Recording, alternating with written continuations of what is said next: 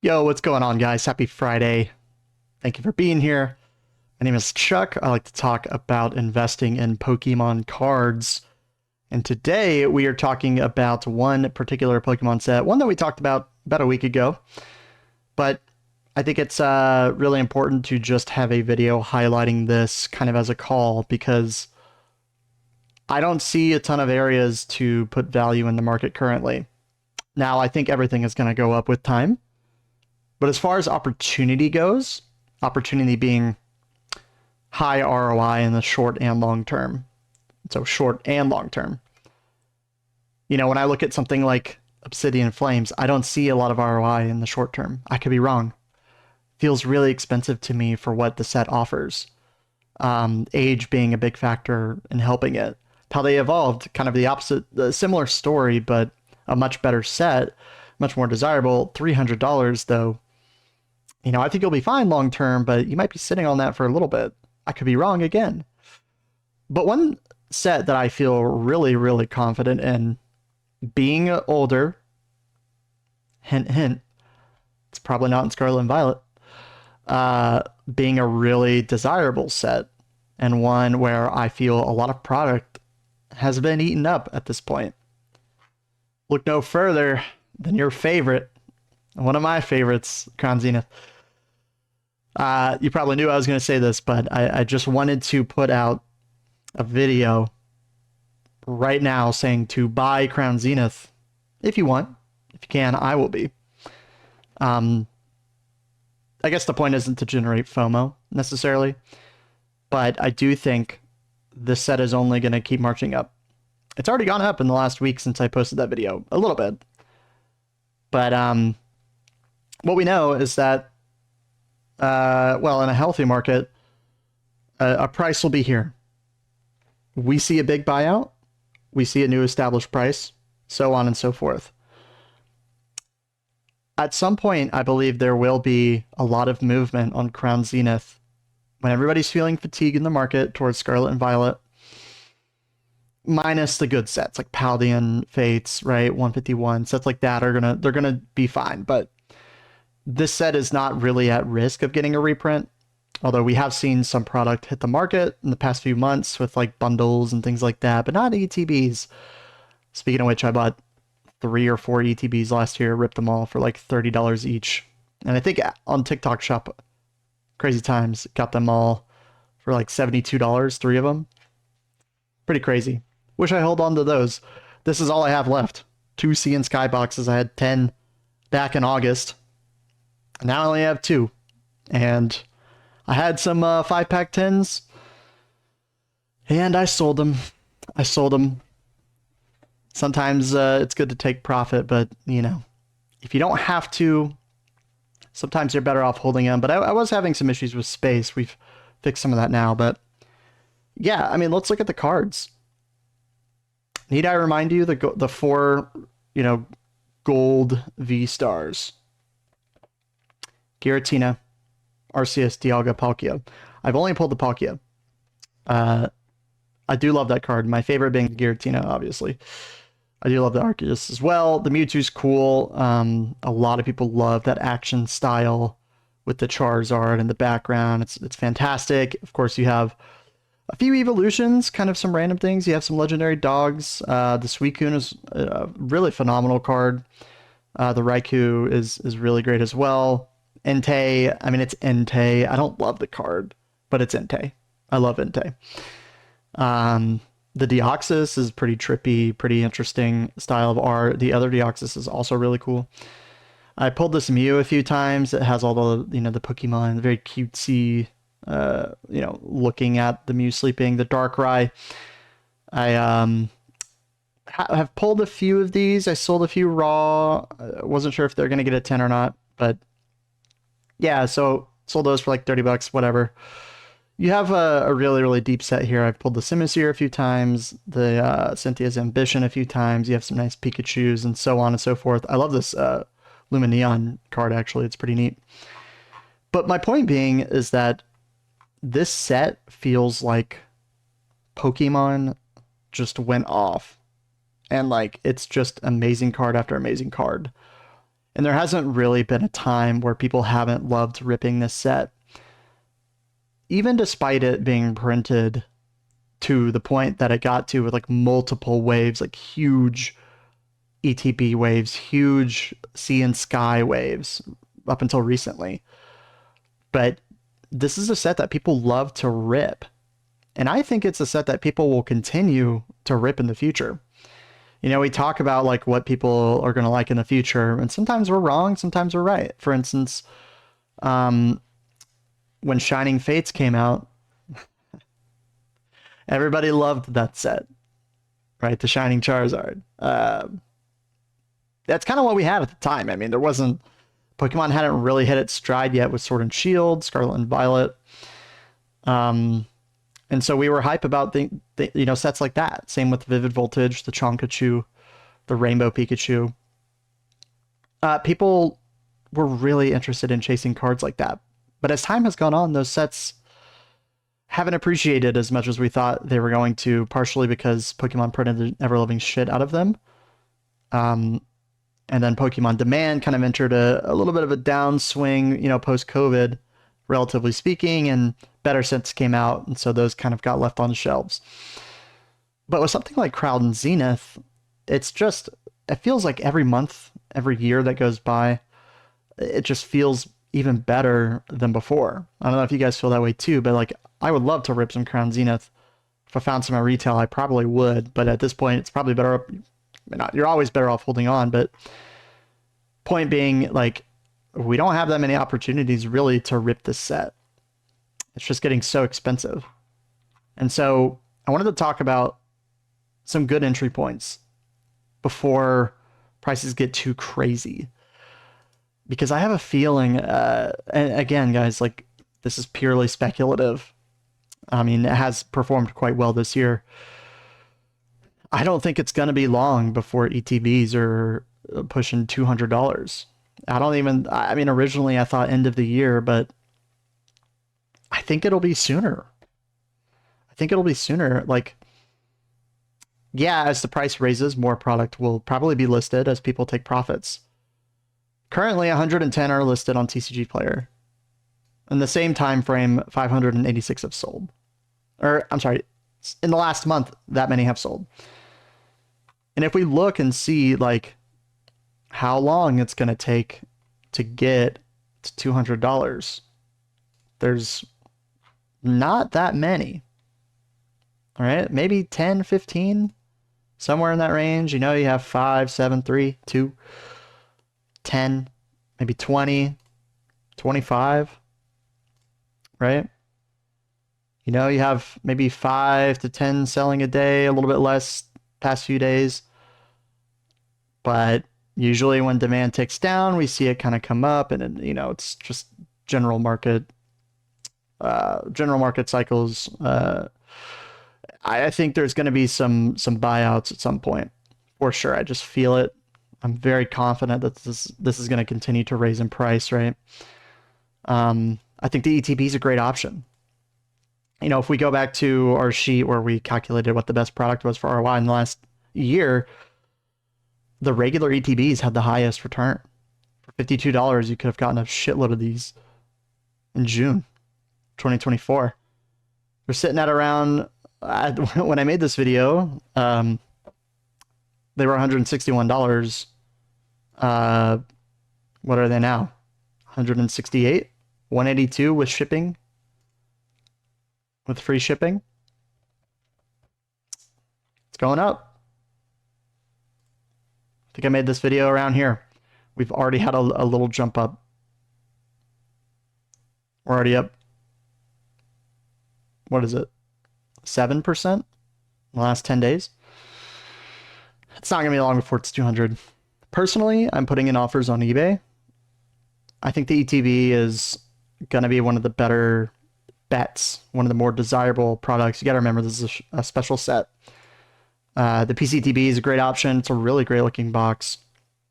12 packs, metal dice, metal coin, but no stamped promo. No stamped promo. There is a promo, not Pokemon Center stamped. They started doing that later. So it's a great product, but you guys know that I have some concerns about PCTBs in general. Long term, I think the exclusivity is really important. Look, I think they'll do quite well.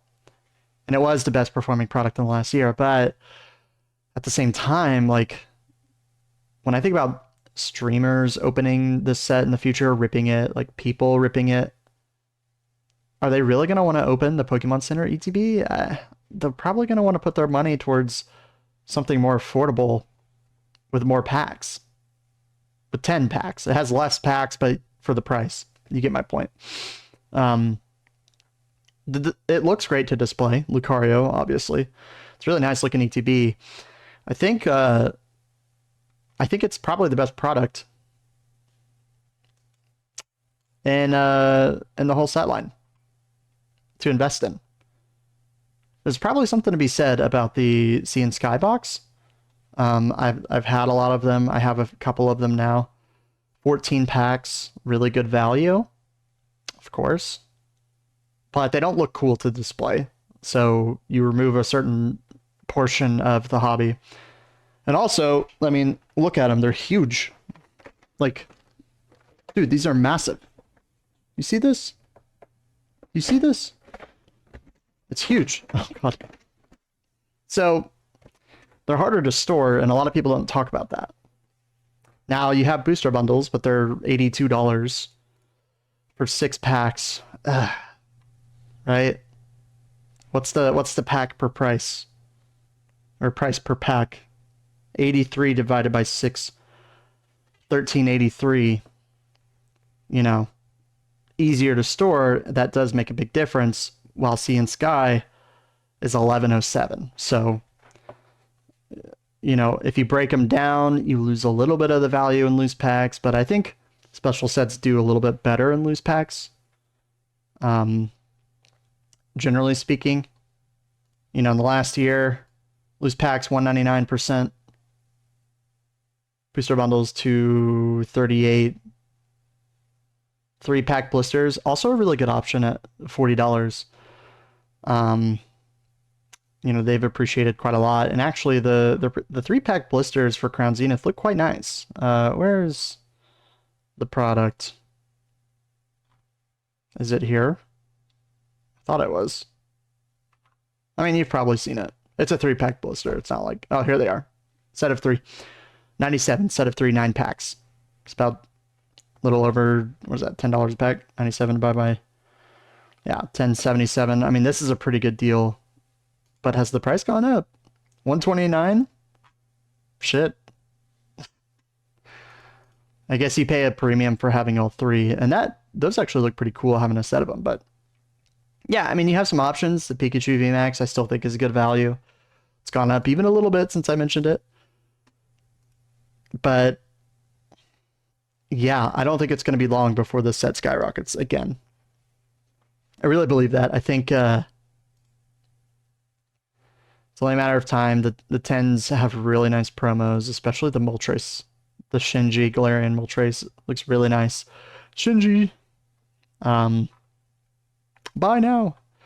The more Petco boxes, we're still seeing these be released. We saw some a few weeks ago, I think. But they were pretty expensive. It was like the 5-pack variation, not the 7-pack. So, you know, expect to see a lot more product be listed as the months go on, but it's just going to continue to be bought up. You know, 499 sold. Look at the volume at 160, 165 plus shipping. 144 plus shipping. This is like 165 with tax. 169 plus shipping. How many are listed? 35? 34? 34 boxes. How many were sold today and yesterday? 1, 2, 3 today. 1, 2, 3, 4, 5 yesterday. So 3 to 5, maybe 3 to 10 across TCG and eBay sold every day. High sell-through rate. Amazing product. Amazing set. Don't be surprised if this hits $200 pretty soon. Am I creating FOMO? Maybe a little bit, but I am also buying it myself. So Yeah. I mean, obviously we know Crown Zenith is good. Let me know what you guys think. Maybe if there's a product that you think will outperform some of the ones I mentioned. Um, Thank you all for watching. Have a great weekend. Really appreciate it.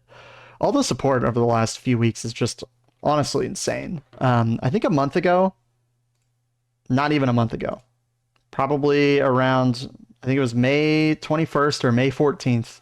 One of these, I think the 21st. I went to bed, I had 15 subscribers. I can't thank y'all enough, man. I don't know what it is exactly. But yeah, man, like I can't thank y'all enough. For those who have made it to the end of the video, I have a question for you because you've probably been subbed a while. And maybe you're doing dishes so I can talk to you and you can't turn off the video. I was thinking of a video idea, a little bit different than normal. I'm not really one for drama, but I am one for getting opinions from others and creating my own conviction and my own opinion. So the idea was to take 3 popular Poke investing tubers, Nostalgianomics, PokeOz, PokeProfit. I chose these 3 because I have a lot of overlap of viewers on my channel with them, which makes sense. They're all pretty big, but they all kind of do their own respective things. Nostalgianomics has a ton of subscribers. Rip and Shipper has a business. Distro Access, Super Bowl, right? Say what you want. This is my channel. I can say what I want. PokeOz, like nice guy, super chill, probably the most similar to my channel in a lot of ways. PokeProfit, like really, really data focused, super investment, maximum ROI driven, quick-ish videos, buy now, stuff like that. So I think there's some overlap, but I think they all kind of have a different flavor. I was thinking about making a video of analyzing 3-ish videos around the time of January 1st of this year, so 2025, talking about what their opinions were, relating that to the overall market sentiment and how that can change, and to understand, to take things with a grain of salt that people say, and ultimately to lead you to form your own opinions, because people are going to say things and they're sometimes going to be right, sometimes going to be wrong. But the overall theme of Pokemon investing is that we all believe it's going to go up with enough time. I was curious about compiling some of the market sentiment at this time, seeing kind of what their predictions were, talk about, what their perspective is from my opinion, and just drive that message home of like, you guys should be creating your own opinions and to not just FOMO into things, and to watch people and to have receipts for what they say, things like that. And I would expect y'all to do that for me as well.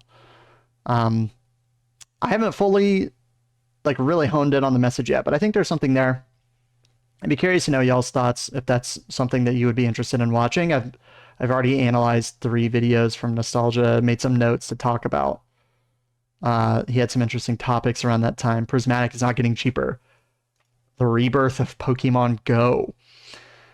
Why you shouldn't sell Pokemon investments. PokeOz, maybe 3 similar things. PokeProfit, what was he talking about?